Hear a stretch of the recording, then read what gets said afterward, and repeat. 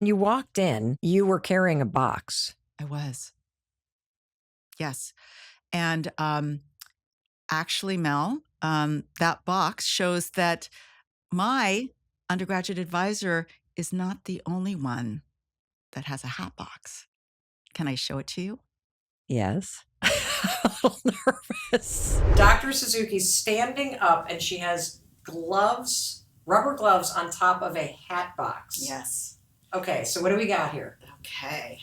A little nervous. Putting the gloves on, I'd love to show you what's in my hat box now. Okay.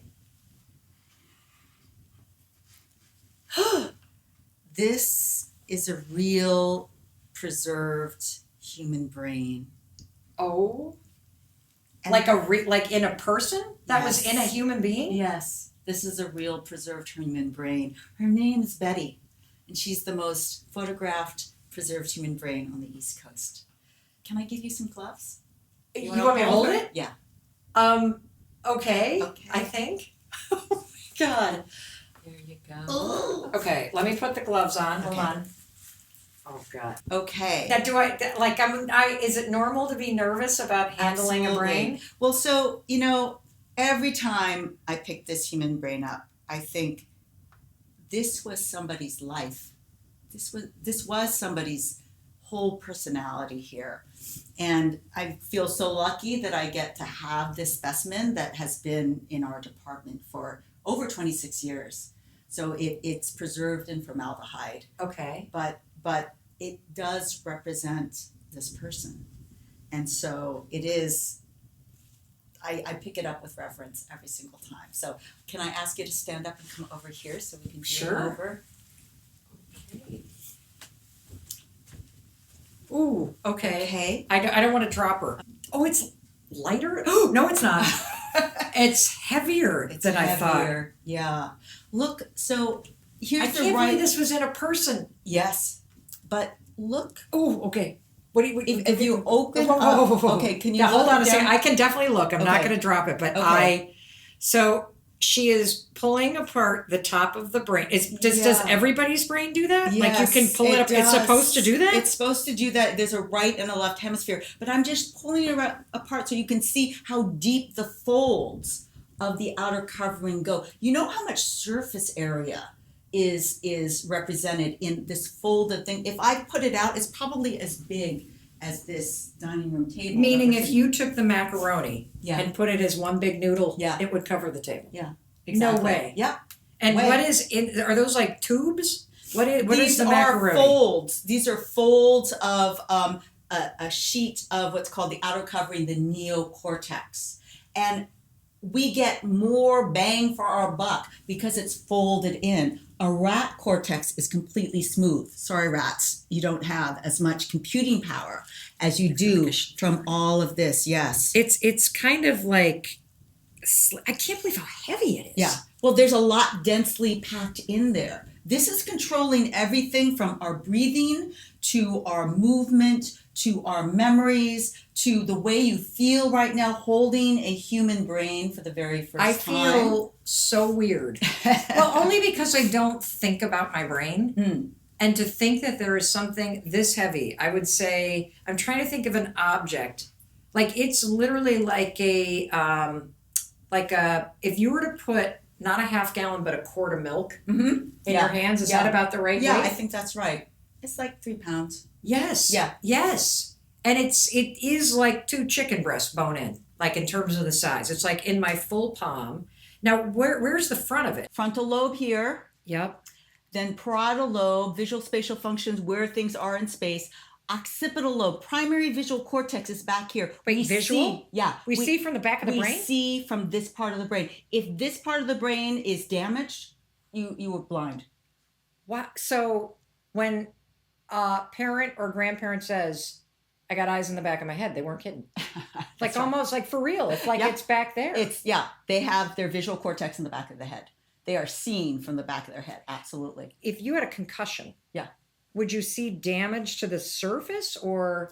Yeah, sometimes it causes a bruise kind of thing. But what I always tell people is, have you ever had that experience where you bonk the back of your head and you see stars? Yes. It's because you are physically stimulating the visual cortex, and that physical stimulation is causing visual imagery of the stars. That's what's happening. That's not normal vision, of course. And is every human being's brain pretty much the same color?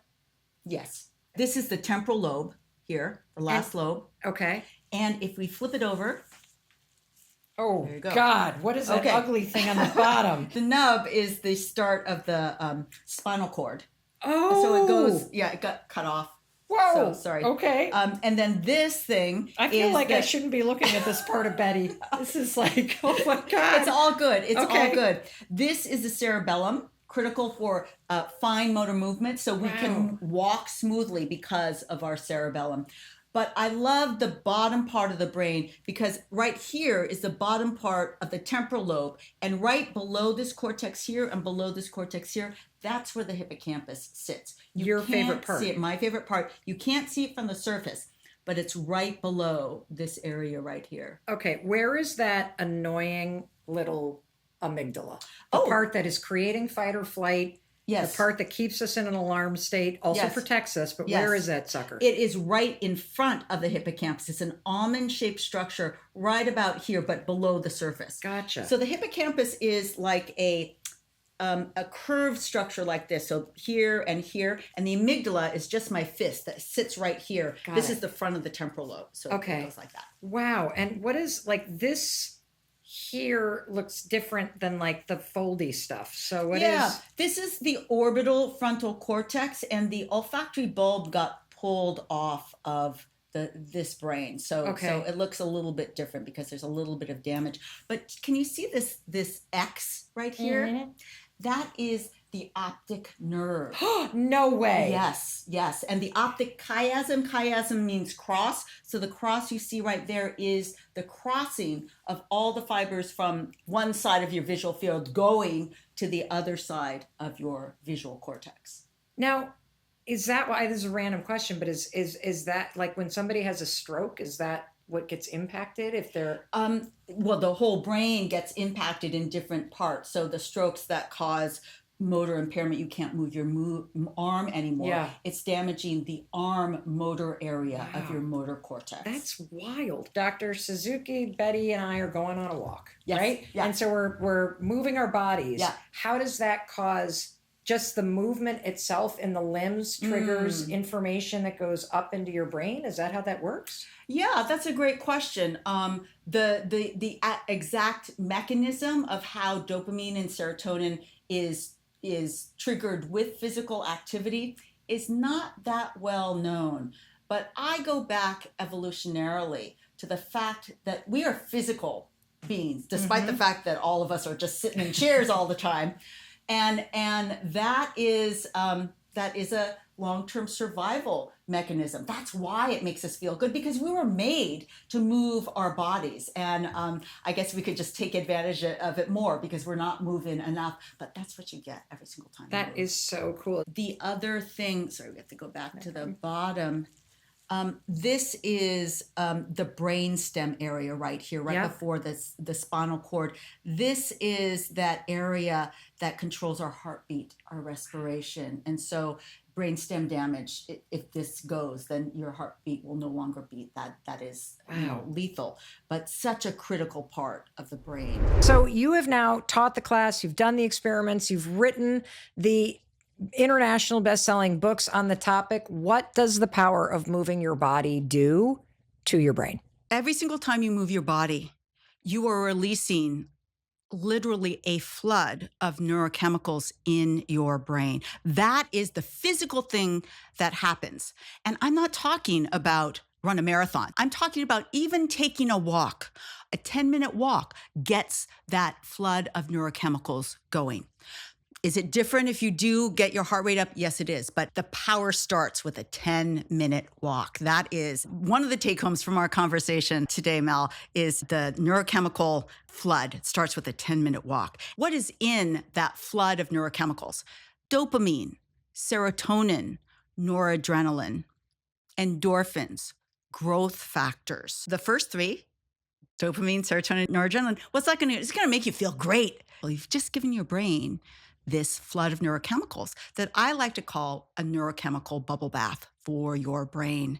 And I love that image because if you move regularly, think of it as a regular bubble bath for your brain. These neurochemicals that are making you feel good, the growth factors go to your hippocampus. That is what's growing those brand new hippocampal cells.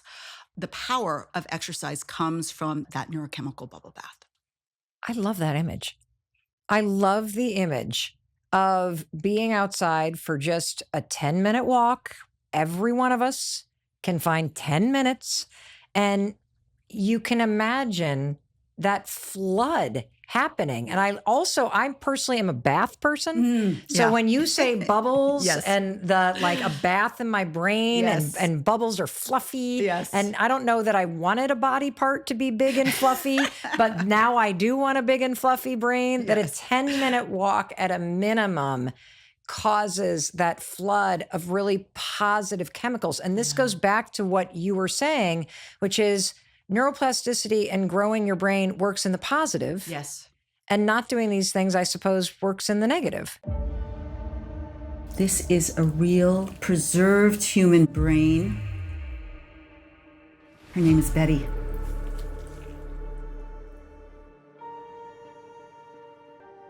Holy cow. Can I give you some gloves? Oh my God.